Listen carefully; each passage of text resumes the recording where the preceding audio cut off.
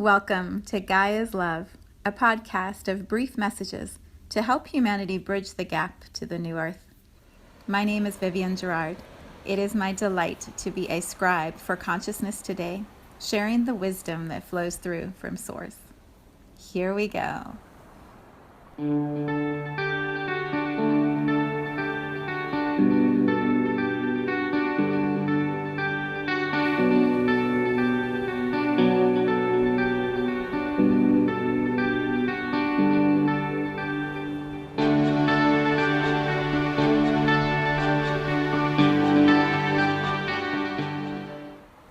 Episode 303. It is Friday. Here in Cincinnati, it's cold, really cold, but the sun is shining and Star and I are hanging out in the sun coming through the window. He's passed out asleep, loving that spot that he's found. It's Friday. We are wrapping up a big week, a week of a full moon in Taurus, Mercury in retrograde, Sun still in Scorpio. I was just listening to Kai Pacha's Pele report about astrology earlier today, and it was just funny. He's like, and there's more, and there's more, and there's another week of it. It sounds like until next week when Mercury goes direct, there's just a lot moving still. So we're at Friday, right? Can we exhale out and land, knowing that we have a weekend to kind of regroup and recenter and hopefully have some quiet time, each of us, to just breathe through all that has been moving. I am back home, back in Cincinnati after being on the Cape. It's so fun to be able to say that. I was on the Cape. I've never been to Cape Cod. I've been to Boston once before with my husband. It was so much fun. And the Cape was just a beautiful extension of that New England energy. I arrived last week on, what day was that? Saturday. Yeah, I'll just ramble for a moment. I'm not quite sure what the topic is, except that it's about landings and how sweet they are. So when I landed in Boston, I left here in the afternoon on Saturday, and I arrived before 6. I think it was like 5 something, but the time change made it pitch black dark. It was like landing at 9 o'clock or 10 o'clock at night, and the full moon was over the ocean. It was gorgeous. It was so beautiful. I'd forgotten that when you fly into that airport, you have the ocean literally right by your side as the plane is landing, and it was so beautiful. And then I flowed right into some time with my friend Alicia and met many from her community. We had an 11/11 event on Monday at Lorinda's Heart Space, which was a beautiful room filled with all of these treasures that she's been gathering along her journey as a healer. And so we had a circle, which I've talked about circle before in this space, and it feels fun to share a couple nuggets from it. So we had the intention of aligning with the energy of 11/11, which for Alicia and I, and also for Lorinda, Alicia and I have done 2 11/11 events before together, and this year we've included this new energy we know as Lorinda Raquel, which was so fun. The intention was to align with 11/11, which is a number, of frequency connected to awakening and having your soul really be able to speak more clearly to you and guide you further into your path or further down your path. And so we were having 2 parts to our time together with their community. One was circle time, which I host here often, and is a really beautiful way to bring people into community and connection together. And then we were going to have dinner and flow right into a sound bath of singing bowls and Alicia singing and playing the drum and the guitar, and so just a magical evening. What has been interesting as I reflect back on the circle space and the way that the evening flowed is how energy brings together that story, that example, that word, that phrase, that name, that being who can really put a sign on the signpost of alignment. Let me say that in a different way. Our minds can't always control or understand the way that energy or universal consciousness or souls are guiding the path. And so sometimes we arrive in a circle, for example, like on Monday. People arrived in the circle and weren't quite sure why they were there or how they got there or what the circle was even going to be about. They just somehow made it to this community that Lorinda had opened for all of us and that Alicia had been calling people towards.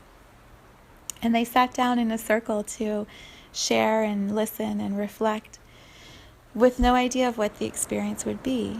And what was reflected over and over is, I can't believe that and that matches this. And it's magical to witness, from my perspective, how beautifully our souls guide us to exactly where we need to be.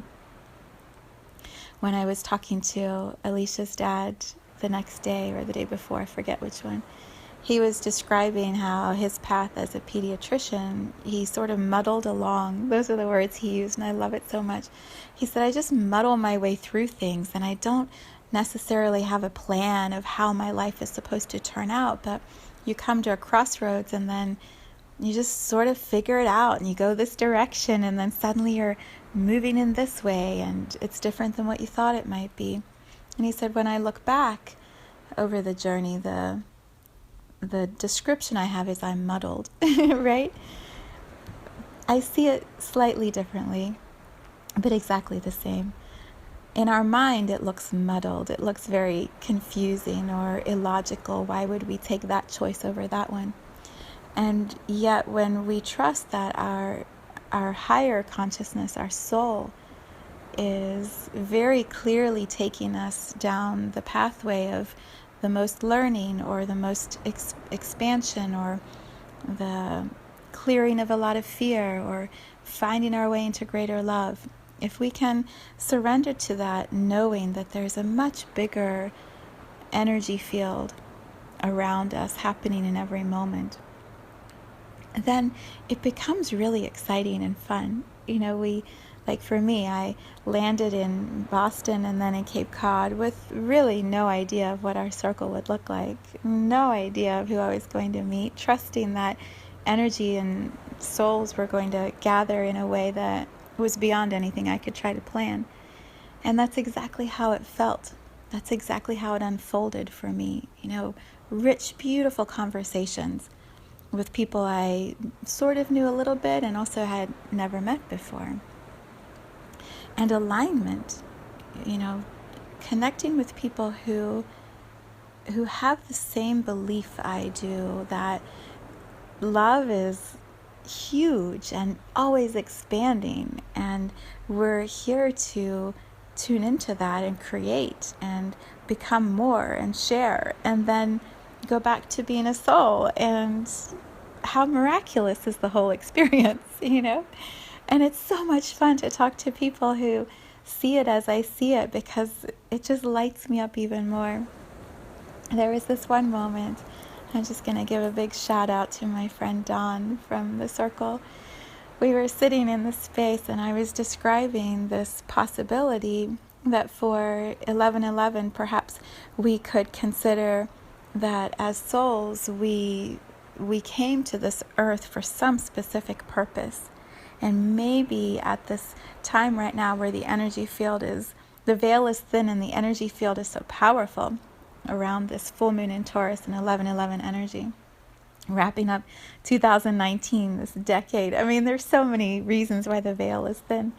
And so I said, what if you can just tap in for a moment and feel what it is that you came here to experience or to learn in the human body?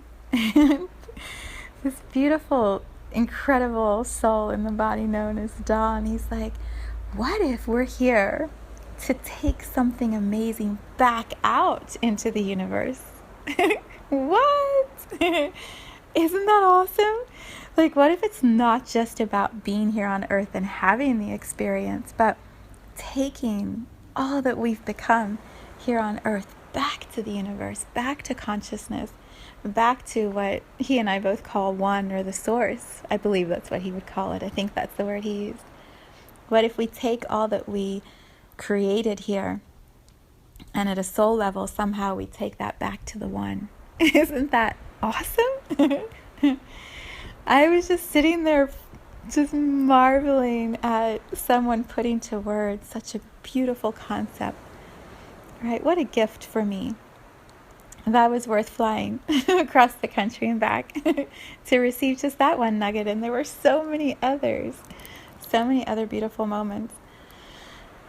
So, yeah, it may feel like we're muddling, and it may feel somewhat confusing at times, or like we're not sure why we are where we are, and why isn't it more clear, or why don't we have the momentum that we see in some other people around us. Our minds are trying to always logic through everything, and perhaps perhaps that's the whole point of this episode, is just a reminder to lean back and trust that there's a bigger plan, a bigger force field that is guiding the way. And so just keep muddling, keep trusting, knowing that there will be another sign, that you will sit in some circle at some point, and the person across from you will say exactly the thing that you just most needed to hear, and you'll know it. And then you'll go, oh, all that other stuff before that was just to get me to hear. Oh. Yeah, it was a beautiful circle. And then we went into this incredible space of sound and all the healing that vibration can bring. And and then the next few days just continued to flow with good food and more conversation and a walk by the beach and sitting by the fire with Alicia and her dad. Gosh, like sweet, sweet moments. And then getting back on a plane and landing back here at home and coming back into this vortex of my life here in Cincinnati. When I was meditating right before the podcast today, I was just picturing, when we get into an airplane and we take off, there's all that, like, you're leaning back in your seat and going up at this incredibly fast speed, and so all of your energy's like pulled back, and you're just trying to, what is the word for that? I don't remember. Gravity's like pulling you back as you're going up into the sky. And I'm sure we all look kind of funny because nobody can lean forward because there's so much pressure against us. And then it's the same when we land, except in reverse. It's like we're leaning forward and trying to rebalance ourselves. And what I was thinking about when I was meditating, or what was coming through for me, is the steadier we get in ourselves individually. For me, I'll use my own example. The steadier I am in myself, and the more present that I feel, each step or phase of the adventure or the journey, I'm just present in that moment. So, here I'm comfortable and in my groove, and then I get on an airplane and listen to music and do my thing, and get off the airplane, I'm in Boston. And then, you just move through each of the experiences with this joy to be where we are, and stillness in each place. There isn't this rush or pressure to be or do anything else other than right where we are. This is a little bit more to what I feel with Alicia's dad talking about muddling. in the muddling, perhaps there's a sense of some confusion or unknown, or maybe even a little instability in the process. And what I was feeling as I was sitting in meditation just a little bit ago, it was, I just feel so steady in each of the places I'm in. And I have this deep trust that exactly here in this place is exactly right now. And I may not see what next week or next month or next year looks like. I may not have the plan laid out in front of me yet. I may see just a couple little threads. But I'm so solid right here. The word I use is sweet, like it's a sweet landing. Sweet landing in Boston, sweet landing in Cape Cod, sweet landing back here in Cincinnati. And the thread through all of that is just my knowing, my trust that this is exactly where I choose to be. And right here and now is perfect. Sitting here in this chair with the sunshine on me and reflecting this moment, it's exactly right. And nothing that happened before now was out of alignment. Nothing that's happening after this is out of alignment. It's all exactly as it's meant to be. And that's not limiting. Like, when we say it is what it is, it feels very limiting to me. It's not that. It's exactly as I choose it. It's exactly as I am present for it. And that's enough, right? That's all there is. This moment right here is exactly right. And it's another sweet landing into this experience. And then things will shift and some other experience will open and I will just land sweetly in that one. There's a peacefulness that comes with what I'm describing, and my hope is that is what you feel or receive as you listen to this. Just this peaceful knowing. It's so good. And yes, things are going to change and move and shift, and also there's a sweet landing in each one of those changes. So trust that. Trust that, and then, we just continue making our way through it and muddling in the excitement, the joy, the pleasure of this journey. So those are my reflections. I'm going to share the picture that I took when I was back home yesterday morning.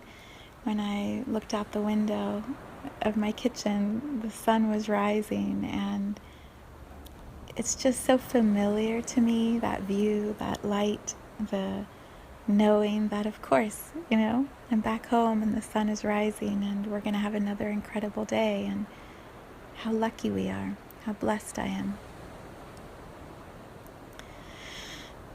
Yeah, and it's Friday. I send you off into your weekend with just so much love. We are meditating on Sunday, so I invite you to come and join us if you haven't been in that space yet of Here Now with Viv. It's good. It's good. And then I'll be back here on Monday. Have a beautiful weekend.